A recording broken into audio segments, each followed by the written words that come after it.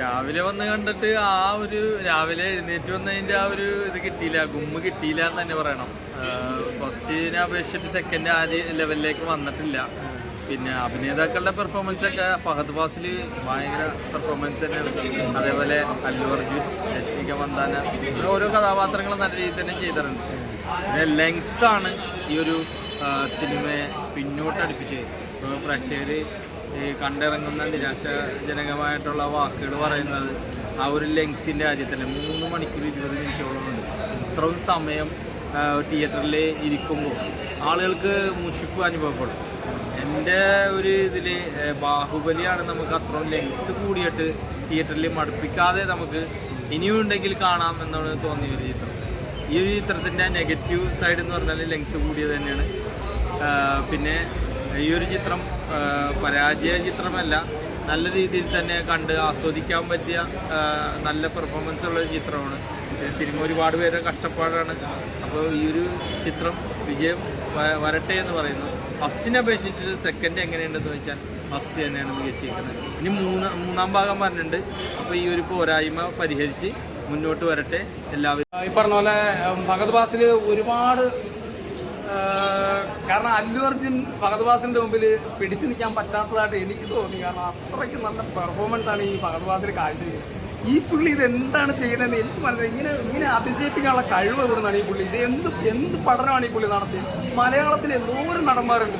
ഇവർക്ക് എവിടെയെങ്കിലും പോയി സത്യം പറഞ്ഞാൽ അന്ന് അഭിനയം പഠിക്കാൻ പാടില്ല. ചുമ്മാ ആഴ്ചകളിൽ ഇങ്ങനെ സിനിമ കൊണ്ടുവന്ന് ഇറക്കി മനുഷ്യനെ ബോറടിപ്പിച്ചുകൊണ്ടിരിക്കുകയാണ്. ഈ ഫഹദ് ഫാസിൽ എന്ന് പറയുന്ന സംഭവം ഏത് ഭാഷയിൽ പോയാലും ഏത് ആക്ടിങ് രീതിയാണെങ്കിലും നമ്മളെ ഡിഫറൻ്റ് ആയിട്ട് വ്യത്യാസങ്ങളാണ്. നമുക്ക് അതിശയം തോന്നുന്നുണ്ട്.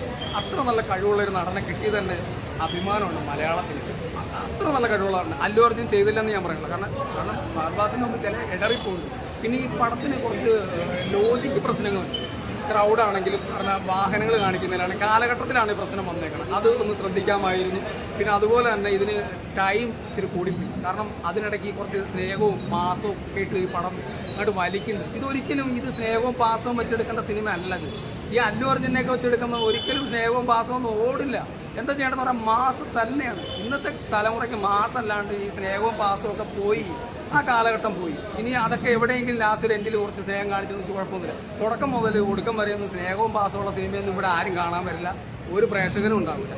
മാസ് അങ്ങനെ പോണ സിനിമ അതാണ്. അത് മെയിനായിട്ട് ഈ പറഞ്ഞതെന്ന് പറഞ്ഞാൽ ഈ തെലുങ്ക് സിനിമ എന്നൊക്കെ പറയുമ്പോൾ അറിയാമല്ലോ, പിന്നെ നമ്മളെ ട്രെയിൻ വലിച്ചു നിർത്തുക, പിന്നെ പ്ലെയിൻ വലിച്ചു നിർത്തി പൊട്ടിക്കുക, അങ്ങനെയൊക്കെയുള്ള സിനിമകളാണ് അവർ ചെയ്തുകൊണ്ടിരിക്കുന്നത്. അതിനിടയിൽ കുറച്ച് വ്യത്യാസമായിട്ട് അല്ലു അർജുനാണ് മലയാളികൾ ഇഷ്ടപ്പെടുന്ന രീതിയിൽ സിനിമ ചെയ്തുകൊണ്ടിരിക്കുന്നത്. തെലുങ്കിൽ അല്ലു അർജുനാണ്.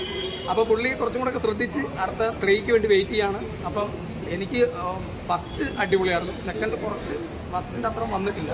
പിന്നെ 3ക്ക് വേണ്ടി വെയിറ്റ് ചെയ്യാണ്. 3 ശ്രദ്ധിച്ചാൽ നല്ല മികച്ച ഒരു സിനിമയാവും. ഇത് എനിക്ക് തോന്നുന്നത് ആദ്യം കുറച്ച് പൈസ ഇറക്കി ഫസ്റ്റ് പിടിച്ചു, രണ്ടാമത് അതിൻ്റെ ഇറക്കി പടം പിടിച്ചു.